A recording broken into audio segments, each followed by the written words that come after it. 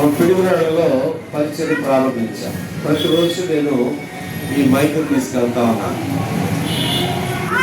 ఉంటే మరి ఎట్లా ప్రభా ఇబ్బంది అవుతుంది కదా, ఎలాగో మరి దాన్ని అక్కడికి ఏదన్నా మరి ఉంటాను ప్రభా నేను అని ప్రార్థన చేస్తా ఉన్నాను. గత 3 వారాలు ప్రార్థన చేస్తానే ఉంటుంది. మీకు కరెక్ట్గా గురువారంగా ఇంట్లోకి వెళ్ళాను. గురువారం తను ఊరక నేనేమి లేదంటే ఊరక వెళ్దాం పాస్ గారిని కలవటానికి వెళ్ళాను. పాస్ గారిని కలవటానికి వెళ్ళి పాస్ గారితో చెప్పాను, అయ్యా స్పీకర్ ఒకటి కొనాలి, ఇట్లా బాగా ఇబ్బందిగా ఉంది, నా దగ్గర ఉన్నది మన రోజు తీసుకెళ్ళడానికి ఇబ్బంది ఏమో కొనాలి అని అంటే, అన్నా ఎంత అయిందన్నా అది చూసాడు. అతనికి తెలుసు, మన స్పీకర్ తెలుసు. అది ఇప్పుడు ప్రస్తుతం డిస్కౌంట్ పోగా 7,200 డిస్కౌంట్ పోగా అట్లా అవుతుందేనా అని అంటే, నేను ఒక పని చేస్తానా, మీకు ఎప్పటి నుంచో నేను ఒకటి చేయాలనుకుంటున్నాను, పదండి షాప్గా. నా దగ్గర ప్రస్తుతానికి డబ్బులు లేవు, పదండి మీరు షాప్గా. ఆ షాప్కి వెళ్ళడంతో చూసాం అయితే అది సరిపోదన్నా మీ ఫ్యూచర్లో అని 100 మందికి కావాల్సిన ఆ స్పీకర్ని ఏంటి చూసా. ఫెయిత్ డబ్బులు సేమ్ దానిలో యాపిల్గా ఏముండదు, డైరెక్ట్గా స్పీకర్. అతను 11,200 చెప్పాడు, తర్వాత 10,800 చెప్పాడు. ఫైనల్గా చెప్పబోవాలి అంటే అయ్యగారు మీరు 9,500 ఇవ్వన్నారు. లేదులే అని అంటే 9,500 ఫైనల్ ఓకే అనుకున్నాం. అప్పుడు నీ దగ్గర ఎంత అంటే ఒక 6,000 ఉన్నాయి. అది మిగతాయి ఏం చేయాలి చూసా, ఫోన్పేలో చూసా. కరెక్ట్గా అతను 6 తర్వాత 3,800 ఉన్నాయి నా దగ్గర. అంతే పే చేశాము. చూసారంటే దేవుడు తన బిడ్డల్ని ఏ విషయంలో కూడా విడిచిపెట్టాడు. అది అవసరం అని దేవుడు తలంచాడు. గొప్ప కార్యం కదా. మరి ఆయన దాన్ని బట్టి దేవుడిని స్తుతించాలిగా. మనం అందరం కూడా స్తుతించాలి. ఎందుకంటే ఒకవేళ మీరు లేకపోతే నేను ఒక సమయంలో ఒకవేళ దాన్ని కొనే స్థితి ఉండొచ్చు, కానీ తగిన సమయంలో దేవుడు మనకి ఇవ్వాలనుకో కొన్నిసార్లు మన దగ్గర ఆ ద్రవ్యం ఉండదు. మరి రాత్రి తెల్లవారుజాము పరిస్థితి నిజంగా నేను వెళ్తానా లేదా అనేది లేదు, నిజంగా చెప్తున్నాను. కానీ దేవుడు తీసుకొచ్చాడు. అంటే అది లేవడంతో ఒక వాక్యం విన్నాను. ఆ అయ్యగారు ఏం చెప్తా ఉన్నారంటే, దేవుడు నీ ద్వారా పని జరిగించేటప్పుడు నీకెన్నో అవరోధాలు వస్తాయి, ఆటంకాలు వస్తాయి. కరెక్ట్గా నేను ఆ వాక్యం వినడానికి ముందుగా నాకు ఒక కళ వచ్చిందంటే దశ, మరలా నేను స్కూల్లో ప్రిన్సిపల్గా జాయిన్ అయిపోయి ఆ రూమ్స్ అన్ని చెక్ చేస్తా ఉన్నాను. ఆ టీచర్ నా దగ్గర వచ్చి, సార్ అలాంటి టీచర్ పని చేయట్లేదు సార్ అని నేను వెళ్ళి అది ఎందుకు చేయట్లేదు అని ఆమెతో మాట్లాడుతూ ఉన్నాను. అంటే కొన్నిసార్లు అంటే దేవుడు కాదు అపవాది ఏం చేస్తారంటే పని చేయకుండా ఇట్లాంటి మనకి ఎలాంటి కళ్ళ కూడా పంపిస్తాడు. సేమ్ అదే చెప్పాడు అన్న, నేను ఏదైతే విన్నానో ఆయన కూడా ఇంక నేను సేవ చేయలేను అని అనుకొని రైల్వే స్టేషన్ దగ్గరికి వెళ్ళాడంటే ఏదో ఊరు ఎక్కి వెళ్ళిపోదామని.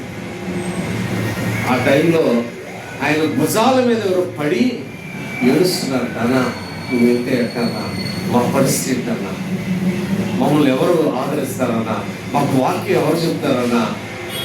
కాదమ్మా తక్కువగా చాలా ఇబ్బందిగా ఉన్నా, నాకు తక్కువగా ఉన్నాను అంటే అన్నా మేము ఉన్నామన్నా రండి అని ఆ సేవకుడికి ఆ తలంపు వచ్చింది.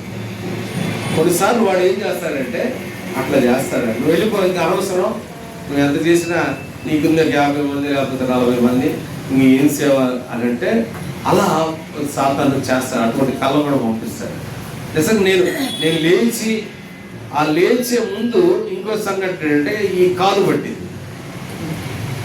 పెక్కలేదు అంటాంగా, సరే పెక్కే కదా పైకి లేస్తే మళ్ళీ ఇక్కడ తోడబట్టి చూడండి. అంటే అంటే ఈ క్రమంలో అంటే దేవుడు ఆయన పని చేయించుకోవడానికి ఆయన మనం సిద్ధపరుస్తా ఉంటే వాడు ఏంటంటే వాడి పరిధిలో ఏం చేస్తాడు, వాడి పరిధిలో కొన్ని ఆటంకాలు అవరోధాలు కలిగిస్తాడు. కాలు పట్టింది ఇంకేం లేగిస్తానులే, అయిపోతాం ఇంకేం లేగిస్తానులే అని ఆ భావాన్ని తీసుకురావాలని చూశాడు. మళ్ళా 2 విషయాలు అట్ట కాలు చాపి మళ్ళా ఒక 15 నిమిషాలు మళ్ళా నిద్రపోయిన తర్వాత దేవుడు మెలకు ఇచ్చి కరెక్ట్గా ఆ వెలుగు రావడానికి ముందు ఆ కాలు వచ్చింది.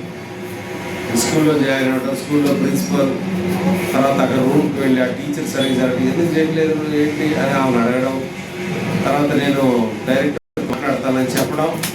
అంటే how Satan wants to take us new, లేకపోతే ఆ ప్రాచీనమైన దాంట్లో నీకు బాగుంది, ఒక ప్రిన్సిపల్గా ఉన్నప్పుడు బాగున్నావు, నీకు మంచి ఏమంటారు దాన్ని హోదా ఉంది, ఆ దీంట్లో ఏముంటుంది నీకు, ఎవడో నీకు ఎన్ని సంవత్సరాలు నీ దగ్గర ఏం లేదు అని నీకు మందిరం లేదు అని. అంటే వాడు ఏం చేస్తున్నా ఒక నిరాశ నిస్పృహని కలిగిస్తాను. కరెక్ట్గా నేను లేచాను ఆ వాక్యం అంతా అందగా చెప్తా ఉన్నామా. నేను కూడా ఇలానే అనుకున్నాను.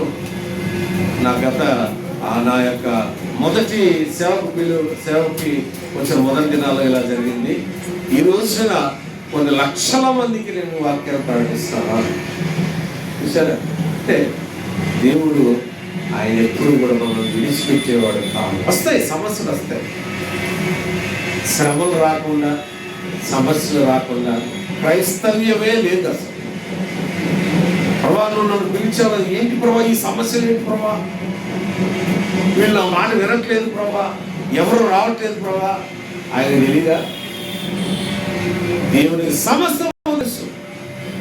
ఎవరు మాట వినట్లేదు, ఎవరు ఇబ్బంది పెడతా ఉన్నారు, మరి ఎవరు మనసును మార్చుకోవట్లేదు అన్న విషయం సమస్తము ఆయనకు తెలుసు. కానీ వారందరినీ కూడా మార్చగలిగే సామర్థ్యం కలిగిన దేవుడు మనకు ఉన్నాడు. కాబట్టి జ్ఞాపకం చేసుకుంటాం. మొదటిది ఆయన ఇచ్చిన రక్షణ, రెండవది ఆయన ఇచ్చే కాపుదల. అయ్యో నేను ఒంటరి వాడిని. కొన్నిసార్లు నేను కూడా అనుకుంటాను, నేను ఒంటరిగా ఉన్నాను, ఏ ఒక్కరు కూడా నాకు సాయం చేయట్లేదే, ఏ ఒక్కరు కూడా నన్ను ఆదరించట్లేదే. ఎవరు మాట్లాడతారు, యూఆర్ నాట్ జీరో, నీతో కూడా ముగ్గురు అంటాడు. ఎవరైనా ముగ్గురు ఎవరు? తండ్రి, కుమార, మేము ఉన్నాం కదా. కాబట్టి ఒంటరిగా వెళ్తా ఉన్నప్పుడు బస్సులో ఇవే ఆలోచనలు. 7 మంది వెంటనే బలపరుస్తారు. పిడుగురాళ్ళ కూడా అదే పరిస్థితి. మొదటి రోజు 10 మంది వచ్చారు, రెండవ రోజు 2 వచ్చారు, మూడవ రోజు 3 వచ్చారు. ఆ ముగ్గురులో ఒకరు మారు మనస్సు దేవుడికి పోతున్నాడు, ఒకరికి మారు మనస్సు పోతున్నాడు దేవుడు. కానీ చాలా కఠినాత్ముడు ఆయన, కఠిన హృదయం కలిగిన వాడు. కానీ దేవుడు ఆయన మాటల ద్వారా ఆయన దర్శిస్తాడు. ఏ రోజు రాని వ్యక్తి వచ్చాడు, కూర్చొని బ్రహ్మాండంగా విని నమ్మరు, కన్నీటితో ఏడుస్తున్నాడు, మాట్లాడతా ఉంటాడు. వాడు దేవుడు కార్యం చేస్తాడు. మరి అటువంటి దేవుడు మనకు ఉన్నాడు కాబట్టి మనం ఆయన జ్ఞాపకం చేసుకొని దేవుడు బిడ్డ హృదయపూర్వకంగా ఆయన ఆరాధిస్తాడు. నేను నంబరు పాట కొంటే కూర్చొని పాడు, అది పరిస్థితి. కానీ దేవుడు అడిగి ఏంటి ప్రభా అట్లా ఉండకూడదు, నిలబడవాలి. నేను కూర్చొని మెసేజ్ చెప్తామని అనుకున్నా యాక్చువల్లీ, కానీ దేవుడు నాకు ఆ శక్తిని ఇచ్చాడు. కాబట్టి జ్ఞాపకం చేసుకోవాలి. ఆరాధనకు వెళ్దాం. ఆరాధనలో దేవుడు మనకు చేసిన కార్యము, ఆయన ఏ కార్యం చేయకపోయినా ఆయన మన దేవుడు. ఒకటే గుర్తుంచుకోవాలి, ఇది చేస్తేనే నీకు స్తుతులు చెల్లిస్తాను, అది వేరు. ఆరాధన వేరు, కృతజ్ఞత వేరు. కృతజ్ఞత అంటే చేసిన దానికి మళ్ళా మనం చేయటం కృతజ్ఞత. ఆరాధన అంటే ఆయన ఏమై ఉన్నాడో తెలుసుకొని, నా సృష్టికర్త, నన్ను రక్షించిన దేవుడు, రక్షించినంత మాత్రానికి అన్ని చేయాలని కూడా లేదు. కాబట్టి జ్ఞాపకం చేసుకొని ఆరాధనకి వెళ్దాం. హృదయపూర్వకంగా మనము ఆరాధనకి వెళ్దాం.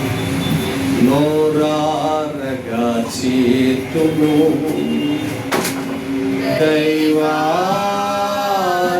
దైవారాధనను ధారాళముగా పాడెదను స్తోత్ర గీతమును ధారాళముగా పాడెదను స్తోత్ర గీతమును హల్లెలూయా హల్లెలూయా హల్లెలూయా హల్లెలూయా నోరారగా చేతులు దైవారాధనను